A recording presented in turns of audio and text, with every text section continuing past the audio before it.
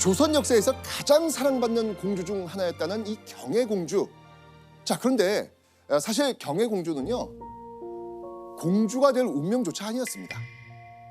그러면은 뭐였죠? 그 이유는요, 경혜공주의 어머니를 보면 알 수가 있습니다. 경혜공주의 어머니는 과연 누구였을까요? 후궁 권씨. 후궁 권씨는요, 당시 세종의 아들인 세자 문종의 후궁이었습니다. 문종과 후궁 권씨의 딸이 경혜공주였던 것이죠. 자, 여러분들, 공주라는 말 누구한테만 쓴다고 배웠죠? 종실 부인의 딸. 그렇죠. 오로지 왕과 중전의 딸만 공주라고 했습니다. 후궁의 딸은 옹주라고 부릅니다. 옹주. 옹주. 그러니까 원래대로라면 후궁 권씨의 딸인 경혜공주는 아버지가 왕이 되더라도 공주가 될 운명이 아니었던 겁니다. 그런데 경혜공주와 그의 어머니 권씨의 운명을 뒤바꾼 사건이 일어납니다. 우리 예전에 이야기했던 HTX 여행 중에서 세종의 며느리들 기억나십니까? 세종 며느리. 네. 네. 아, 네. 맞아요. 어떤 일이 있었죠? 쫓겨났잖아요. 쫓겨났던 거. 네, 맞아. 동현 씨 기억나요? 기억나죠. 예. 압승술이라는 그 주술에 집착했던 첫 번째 며느리 희빈 김씨, 그리고 동성애 스캔들을 일으켰던 두 번째 며느리 순빈 봉씨. 자, 이렇게 문종의 아내 두 명이 연달아 쫓겨났었습니다. 이미 간택을 통해 두 번이나 고르고 고른 며느리들이 문제를 일으키고 쫓겨났어요. 자, 그러니까 세 번째 며느리는 이거 어떻게 뽑아야 되나 고민이 깊어질 수밖에 없었겠죠. 자, 그런데 이때 후궁들 중에서 세종의 눈에 들어온 인물이 있었습니다. 누구? 후궁권 씨. 네, 맞습니다. 경혜공주의 어머니였습니다. 그리고 세종은 파격적으로 새로운 간택 절차 없이 후궁이었던 권 씨를 세자빈의 자리에 올려버립니다. 자, 그렇다면 왜 세종은 간택 절차 생략하고 후궁 권 씨를 바로 세자빈으로 선택했을까요? 세자빈으로 세종의 눈에 든 결정적인 이유가 있었습니다. 그 이유 뭔지 한번 보시죠. 권 씨는 이미 딸을 낳았으니 그러므로 의리상 마땅히 세자빈으로 세워야 될 것이다. 근데 딸을 낳아도 의리를 지켜야 돼요? 자, 그 이유가 뭐냐면 세종에게는 큰 그림이 있었던 겁니다. 바로 권 씨가 딸을 낳았으니까 어떤 가능성도 있다? 아들. 그렇죠. 아들을 낳을 가능성 역시 크다고 판단했던 것이죠. 와. 자, 그렇게 바로 경혜공주의 탄생이 후궁 권 씨를 후궁에서 세자빈으로 만든 결정적 계기가 된 겁니다. 자, 이렇게 세종의 손녀이자 세자였던 문종의 유일한 자식인 경혜공주는요, 정말 이 조선왕실의 금지옥엽으로 엄청난 예쁨을 받으면서 자라게 됩니다. 자, 그리고요, 경혜공주가 7살이 되던 해인 1441년 세종과 문종이 그토록 바라던 일이 이루어집니다. 뭘까요? 후궁권 씨가 아들을 낳아요. 맞습니다. 바로 경혜공주 어머니 권 씨가 아들을 출산한 겁니다. 조선 왕실에서 그토록 바라고 바랐던 후계자가 태어난 겁니다. 그리고 이 아들의 이름은 이봉위라고 짓습니다. 경혜공주 역시 6살 터울의 동생이 생겼으니까 얼마나 기뻤겠어요. 그죠? 자, 그런데 이 행복도 잠시, 동생이 생긴 바로 다음 날 경혜공주에게 받아들이기 힘든 일이 일어납니다. 바로 경혜공주의 어머니 권씨가 바로 그 아들을 낳고 그만 산후병으로 사망한 거예요.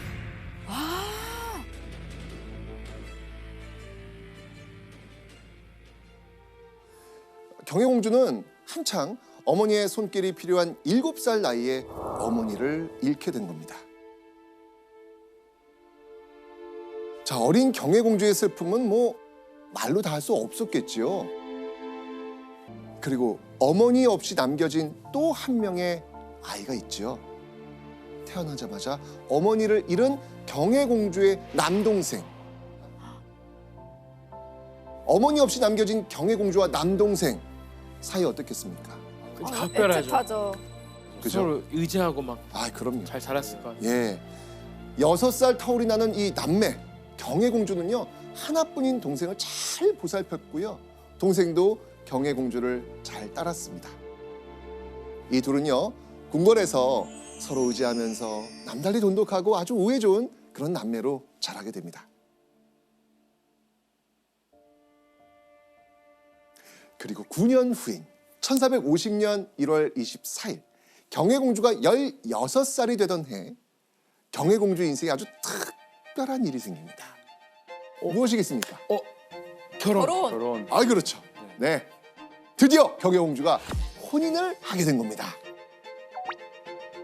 경혜공주의 남편 찾기에 당시 세자였던 아버지 문종은 물론이고요. 세종까지 나서가지고 아주 심혈을 기울입니다.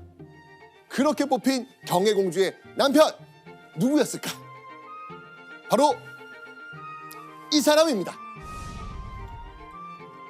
정종. 종종? 종종. 종종? 그 이방원 형?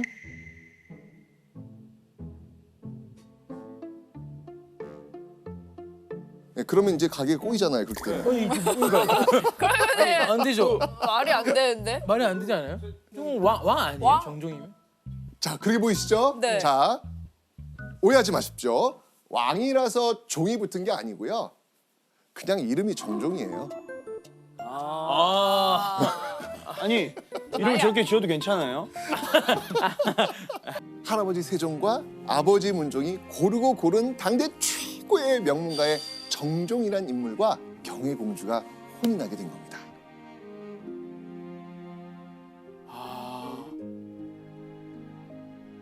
자, 그런데요. 경혜공주가 혼인을 하고 한 달도 채 안 된 시점에 아주 청천벽력 같은 일이 벌어집니다. 그토록 경혜공주를 아꼈던 할아버지 세종이 그만 세상을 떠나게 된 겁니다.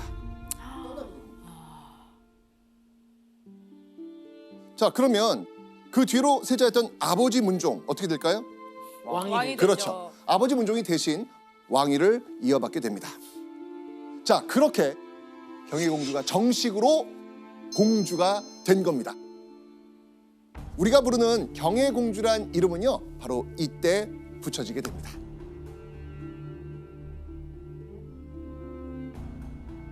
그런데요, 할아버지 세종의 죽음 이후에 경혜공주의 마음을 더 무겁게 하는 일이 있었습니다. 그러니까 문종의 건강? 맞습니다. 아버지 문종의 건강이 점점 악화되고 있었거든요. 문종은 원래 세자 시절부터 건강이 원래 좋지 않긴 했습니다. 그런데 세종의 죽음 이후 그 상을 치르면서 몸이 더 안 좋아지기 시작했던 것이죠. 그리고 그로부터 1년 뒤 1451년 4월 1일 문종은요 문득 파격적인 결정을 내립니다. 실록에 남겨진 그 문종의 파격적인 계획. 철거시키도록 명하신 양덕방의 인가가 30여구에 이른다. 양덕방. 양덕방이 뭐지? 양덕방이 뭐예요? 인덕방. 양덕방은요 지금으로 치면 종로 안국역 근처 북촌입니다. 당시 문종이 머물던 경복궁과도 멀지 않은 곳이었죠. 자, 그런데 대체 왜 문종은 북촌의 집 30여 채를 싹 철거하도록 명했을까요? 경혜공주의 그 신혼집을 마련해 주려고. 예스. 오. 당시 결혼한 지 1년이 지났던 경혜공주는요, 궁궐을 나가서 정종의 집에 살고 있었던 것으로 추정이 됩니다. 그런데 그 집이 문종의 마음에 썩 들지 않았던 것 같아요. 그러니까 그 아끼고 사랑했던 경혜공주에게 으리으리한 살림집을 지어주고 싶었던 것이죠. 와. 자, 이때 문종의 이 명에 쌍수 들고 반대하는 인물들이 있습니다. 신하들. 맞습니다. 바로 문종의 신하들이었습니다. 사람이 사는 곳을 철거하여 헐어버리면 큰 원망이 일어날 거라고 이 어명을 거둬달라고 반대하는 거죠. 그냥 진행했을 것 같은데. 너무 딸을 사랑하기 때문에 추진했을 것 같아요. 맞습니다. 무시한 채 그냥 진행합니다. 야. 자, 이렇게 문종은 경혜공주를 아끼는 마음에 이 신하들의 극렬한 반대에도 경혜공주의 새 신혼집 짓기 이 프로젝트를 강행했던 겁니다. 결혼 이후에도 경혜공주를 향한 아버지 문종의 애정은 조금도 변하지 않았던 것이죠.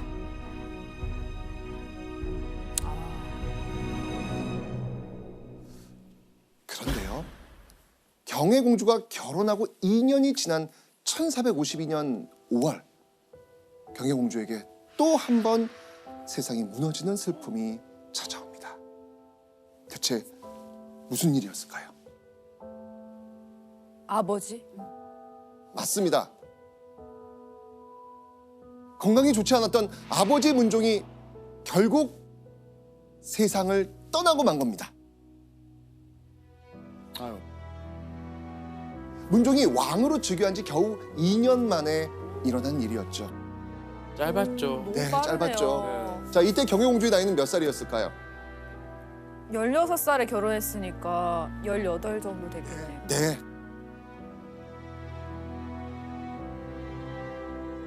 당시 경혜공주는요 18살.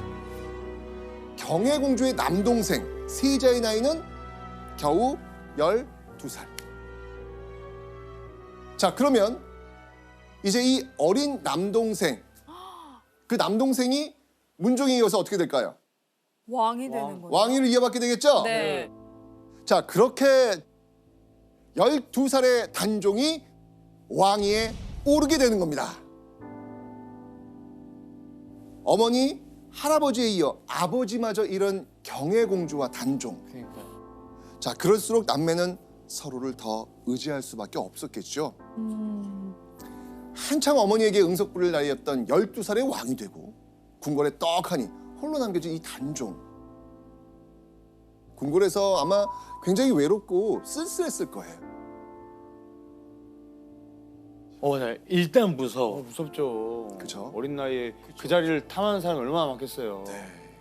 맨날 누나 찾았을 것 같아요. 맞아요. 맞아요. 어. 그래서 단종은 그 적적한 마음을 달래기 위해서 이곳을 자주 찾아갑니다. 어디? 누나 아. 집. 네. 누이와 매형이 있는 경혜공주의 집이었습니다. 세상에 남겨진 유일한 혈육. 두 사람의 관계는 아버지 문종의 죽음 이후에도 돈독하게 이어졌습니다.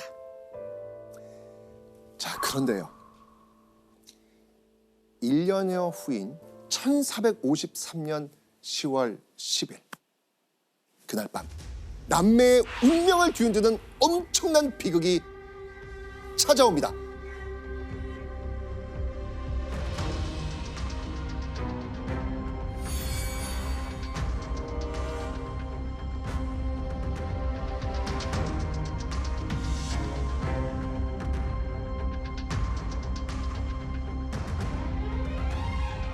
어찌 내가 왕이 될 상인가?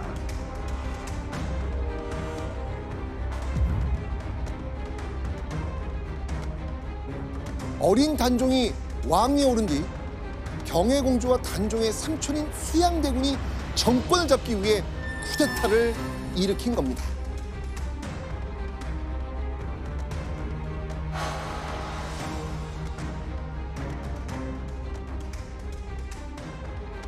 아, 잘 알지 수양대군. 아유 진짜. 이 사건 우리는 이미 너무 잘 알고 있습니다. 이 사건의 명칭이 무엇인가요? 계유정난이. 계유정난. 맞습니다. 자, 우리는 여기서 새로운 사실을 알게 됩니다. 계유정난의 그날 밤 수양대군이 찾아간 곳은 어디다? 설마. 아, 누나네 집. 누나네 집. 네, 맞습니다. 궁궐이 아니에요. 아, 경혜공주 집이었구나. 맞습니다. 바로 궁궐이 아닌 누이 경혜공주의 집이었습니다. 집까지 찾아갔어. 집까지. 왜냐면 당시 13살이 된 단종은요, 궁궐을 떠나가지고 경혜공주의 집에서 지내고 있었거든요. 집안으로 쳐들어온 수양대군은 단종에게 이렇게 당당하게 말했죠. 역적 김종서를 처단하고 오는 길인지라 피치 못하게 군사를 대동하였나이다. 영모에 가담한 잔당들입니다. 명패를 내어 주시지요. 명패는요, 조선시대의 왕이 3품 이상의 대신들을 부를 때 사용하던 패입니다. 수양대군은 왕명으로 고위 관료들을 소집해야 됐고 적대적인 대신들을 제거하고 조정을 장악하기 위해 바로 무엇이 필요했다? 아, 명패. 단종의 명패가 필요했던 것이죠. 그냥 권한을 달라 이거잖아. 그렇죠. 수양대군의 요구대로 단종은 왕의 명패를 내어줄 수밖에 없었습니다. 당시 그 순간을 야사인 연려실 기술은 이렇게 기록하고 있습니다. 임금이 놀라 일어나며 삼촌, 나를 살려주세요 했다. 수양대군이 대답하기를 그것은 어렵지 않습니다.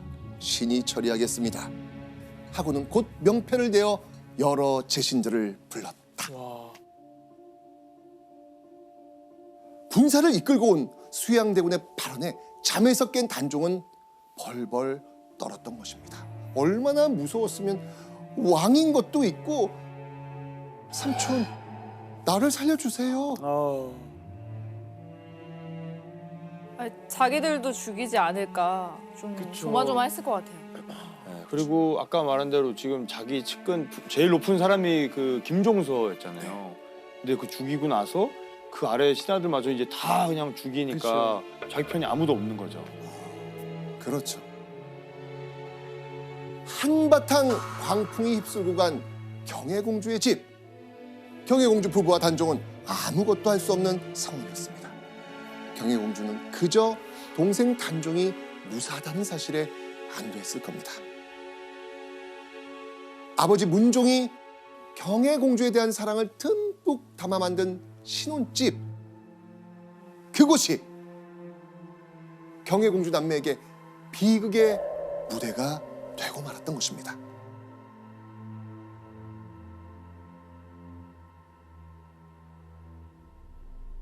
아, 피바람이 휩쓸고 간 계유정난의 그날 밤 이후 수양대군은 조선 조정을 완벽하게 장악합니다. 경혜공주와 단종은 불안함에 떨며 하루하루를 버틸 수밖에 없었죠. 그러던 2년 후 1455년 6월 경혜공주를 완전히 벼랑 끝으로 몰아넣는 사건이 발생합니다. 무슨 일이었을까요? 바로 경혜공주의 남편 정종이 네. 어디론가 끌려간 거예요. 어이? 자, 정종한테 대체 무슨 일이 벌어진 것일까요?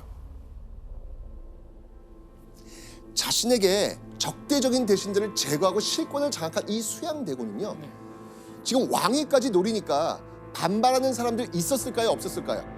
있었죠. 당연히 있죠. 있었겠죠. 그 대표적 인물이 바로 금성대군입니다.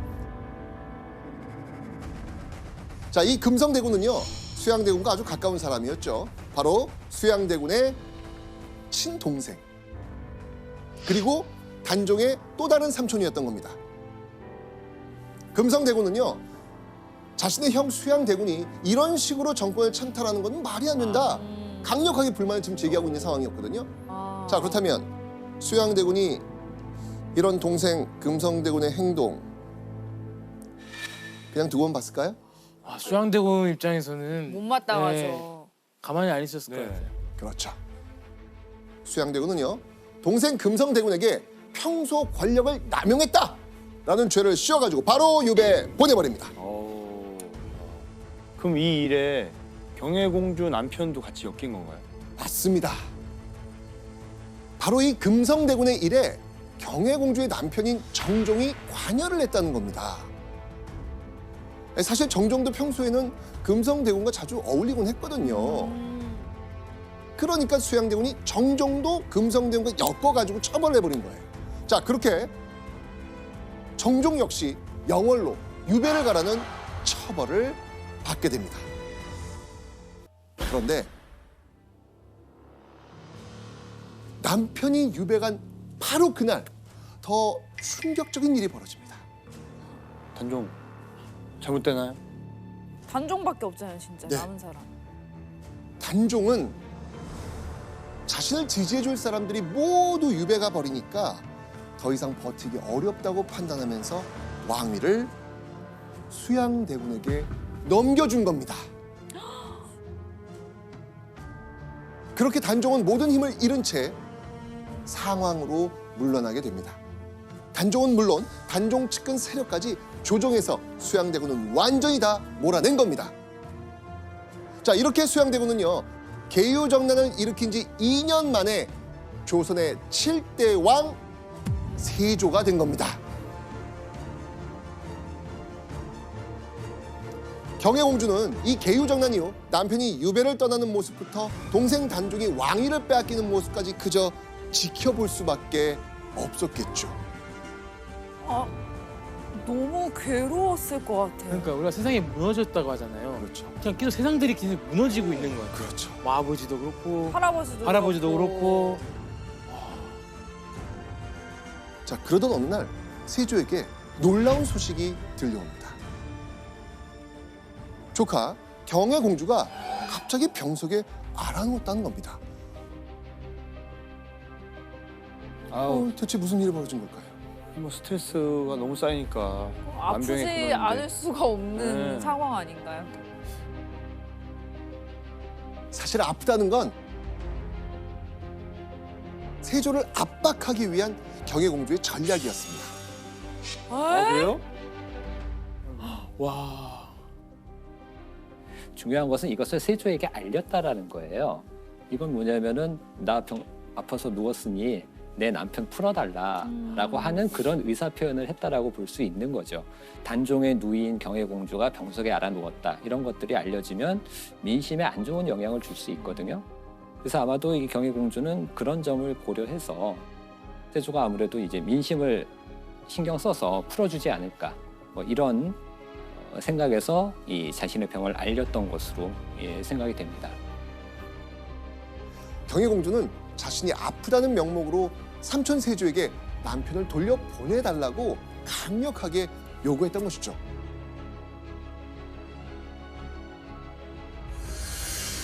압박을 받은 세조, 어떻게 했을까요?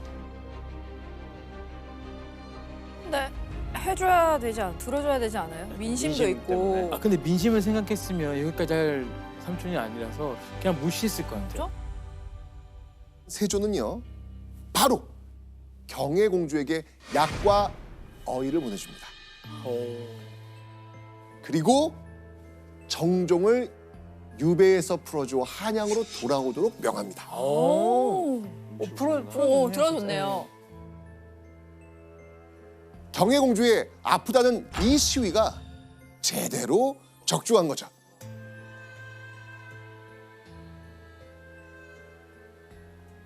자, 이렇게 정종이 한양으로 돌아오자 경혜공주 어떻게 했을까요? 바로 일어나서 네, 바로 일어납니다.